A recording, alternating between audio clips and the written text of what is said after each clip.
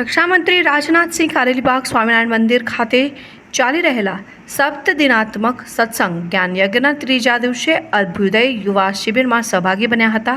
તેમણે ગુજરાતને ધાર્મિક, સામાજિક, આધ્યાત્મિક અને આર્થિક ચેતનાનું કેન્દ્રબિંદુ ગણાવ્યું હતું. તેમણે કહ્યું કે અહીં આવવાથી અનેક અનોખા પ્રકારની સકારાત્મક ઉર્જા મળે છે. અહીંની ભૂમિ પવિત્ર છે. આ ભૂમિએ નરસિંહ મહેતા, દાદુ દયાળ અને સહજાનંદ સ્વામી જેવી વિરલ વિભૂતિઓએ ભક્તિ માર્ગ પ્રશસ્ત કરી અનેક લોકોને સદમાર્ગે વાળવાનું પુણ્યનું કામ કર્યું હતું. અહીં આવવાથી અનેક અનોખા પ્રકારની સકારાત્મક ઉર્જા મળે છે. રાજનાથસિંહ શાસ્ત્રોએ નવી રાહ ચીધી. રક્ષામંત્રીએ જણાવ્યું કે ભારતીય સંસ્કૃતિ વિભિન્નતામાં એકતાને પ્રસ્તુત કરે છે. ભારતીય સંસ્કૃતિ જેટલી પ્રાચીન છે એટલી જ નવીનતમ છે. અન્ય મતને સ્થાન આપવાનું કામ આપણી સંસ્કૃતિ કરે છે. અનેક ધર્મ, સંપ્રદાય અને મતોને પણ ભારતીય સંસ્કૃતિએ જાળવી રાખ્યા છે. આ જ ભારતીયતાની સાચી નિશાની છે. માનવતા નિભાવી કલ્યાણ કરવાનું કાર્ય આ સંસ્કૃતિએ કર્યું છે. દર્શનશાસ્ત્ર અને જ્ઞાન થકી દુનિયાને નવી રાહ આ સંસ્કૃતિએ બતાવી છે. મોટી સંખ્યામાં યુવાનો શિબિરમાં જોડાયા હતા. એકત્વથી ઈશ્વરત્વનો અહેસાસ. રાજનાથસિંહે એમ પણ ઉમેર્યું કે ભગવાન શ્રી સ્વામિનારાયણે ગરીબો, દલિતો, પીડિતો અને મહિલાઓની આધ્યાત્મિક ઉન્નતિનો માર્ગ પ્રશસ્ત કર્યો છે. 250 વર્ષ પૂર્વે તેમણે સમાજમાં ચાલી રહેલી બદીઓને દૂર કરવાનું આહ્વાન કર્યું હતું. શિક્ષાપત્રી જેઓ મહાન ગ્રંથ આપી માનવતા, સદ્ગુણો અને આધ્યાત્મિકતાનો બોધ અમર કર્યો છે. આજના જમાનામાં શિક્ષાપત્રીની પ્રાસંગિકતા વધી છે. તેમણે જણાવ્યું કે જેમ મનનું સર્કલ મોટું હોય તેમ આપણામાં આંતરિક આનંદનો વ્યાસ પણ વધે છે. મન મોટું રાખવાથી શાંતિનો અનુભવ થાય છે. વિવાદ કરવાને બદલે સંવાદ કરવાની તક મળે છે. એકત્વની ઈશ્વરત્વનો અહેસાસ થાય છે. આ ભૂમિએ નરસિંહ મહેતા, દાદુ દયાળ અને સહજાનંદ સ્વામી જેવી વિરલ વિભૂતિઓએ ભક્તિ માર્ગ પ્રશસ્ત કર્યો. રાજનાથસિંહ રેકોર્ડમાં સ્થાન મળ્યું. જ્ઞાન જીવનદાસજીએ આશીર્વચન આપતા કહ્યું કે દેશની સરહદોનું રક્ષણ થાય છે ત્યારે આપણે સૌ શાંતિથી રહી શકીએ છીએ. દેશનું રક્ષણ કરતાં આપણા વીર જવાનો દેશનું ઘરેણું છે. આપણે સૌ આપણી ફરજ સારી રીતે નિભાવીએ પણ દેશ સેવા ગણાશે. જ્ઞાન જીવનદાસજીએ કરેલી 2440 કલાકની સૌથી લાંબી હરિચરિત્રામૃત સાગર કથાની ગિનીશ બુક ઓફ રેકોર્ડમાં મળેલા સ્થાનનું પ્રમાણપત્રનું આ તકે લોકાર્પણ કરવામાં આવ્યું હતું. રક્ષામંત્રીએ સ્વામિનારાયણ મંદિરમાં બિરાજમાન ઘનશ્યામ મહારાજની પ્રતિમા સમક્ષ શીશ ઝુકાવી દર્શન કર્યા હતા. એ બાદ વચનામૃતની વિરાટ કૃતિને પણ તેમણે નિહાળી હતી. आप सभी कुछ गिने चुने और अत्यंत सौभाग्यशाली लोग हैं जिन्हें यह शिविर अटेंड करने का अवसर प्राप्त हुआ है. पूज्य स्वामीनारायण जी द्वारा दिव्य ज्योति आज से लगभग 200 साल पहले, 230 साल पहले दयालु जी महाराज ने बताया पहले प्रज्वलित की गई थी और आज भी हमें मार्ग दिखाने का काम कर रही है.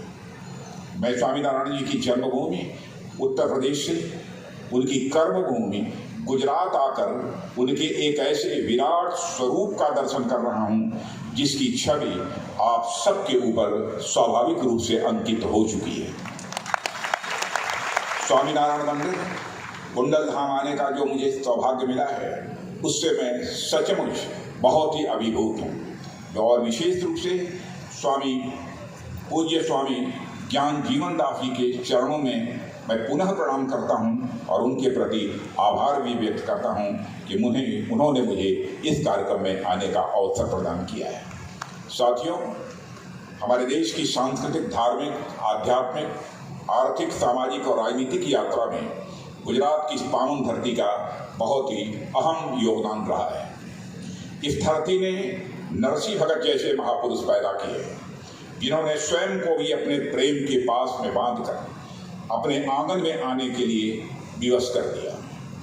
उसके बाद संत दादू दयाल जी ने अपनी वाणी से न केवल गुजरात बल्कि समस्त भारत के समाज को आपस में जोड़ने का एक बहुत महती कार्य किया था. उसी कड़ी में स्वामी नारायण जी का नाम भी बहुत श्रद्धापूर्वक लिया जाता है, जिनके आदर्शों को आत्मसात करने के लिए हम सब एक साथ इस शिविर में उपस्थित हैं. साथियों, यह युवा अभ्युदय शिविर महज एक सम्मेलन भर नहीं है. देश विदेश के अनेक युवाओं के बीच कुछ सूचनाओं और जानकारियों का आदान प्रदान भर नहीं है, बल्कि यह शिविर भारतीय संस्कृति की चली आ रही चिरंतन परंपरा की एक महत्वपूर्ण कड़ी है. हजारों साल से हमारी संस्कृति अनवरत रूप से आगे बढ़ती चली आ रही है। वाद, प्रतिवाद, विवाद और संवाद के माध्यम से यह संस्कृति अपनी प्राचीनता के बावजूद अपने भीतर नवीनता को समाहित किए चलती है। संवाद हमारी संस्कृति का मेरुदंड है, जिसे हम बैकबोन कहते हैं, और इस तरह के शिविर हमारे विचारों और मतों के बीच संवाद की स्थली का काम करते हैं। साथियों, हमारे देश की संस्कृति शुरू से ही विविधता से पूर्ण रही है। हम सुर, असुर, नाग, यक्ष और किन्नर जातियों से लेकर वर्तमान की अनेक जातियों, धर्म, दर्शन और संप्रदाय दुनिया भर में भारत की विशिष्टता का कारण रहे हैं। इतने विविधताओं के बीच कभी सहमति तो कभी असहमति यह स्वाभाविक हो जाती है। इस तरह की असहमतियों को दूर करने या थोड़ी साहित्यिक भाषा में उसे कहें तो विरुद्धों के बीच सामंजस्य स्थापित करने के लिए समय समय पर हमारे समाज में महान विभूतियाँ अवतरित होती रही हैं। इन्होंने अपने ज्ञान और दर्शन से न केवल समाज के तात्कालिक रूप से जोड़ने का काम किया, बल्कि सामाजिक समरसता के भविष्य का भी इन्होंने मार्ग प्रशस्त किया है। श्री स्वामीनारायण जी महाराज भी, मैं समझता हूँ, इस तरह की विविधताओं में संतुलन स्थापित करने वाले एक शिखर पुरुष थे। महानुभाव, हमारी संस्कृति केवल इसलिए महान नहीं है कि यह 5 या 10 हजार या कई हजार वर्ष पुरानी है, बल्कि यह इसलिए महान है कि श्री स्वामीनारायण जी जैसे महापुरुषों के माध्यम से यह आदि से वर्तमान तक अविच्छिन्न रूप से जुड़ी हुई है। इसलिए महान है। इसलिए हम देखेंगे तो पाएंगे कि रामायण से लेकर रामानुज तक, वेदों से लेकर विवेकानंद जी तक और गीता से लेकर गांधी जी तक भारतीयता के शाश्वत मूल्य हमें आपस में गुथे हुए दिखाई देते हैं। ऊपर से देखने पर तो द्वीपों की तरह तमाम संतों और भक्तों की विचारधारा में हमें अंतर मिल सकता है, पर अंदर से देखेंगे तो पाएंगे कि वह मानवता और जगत कल्याण के धरातल पर एक दूसरे से जुड़े हुए हैं।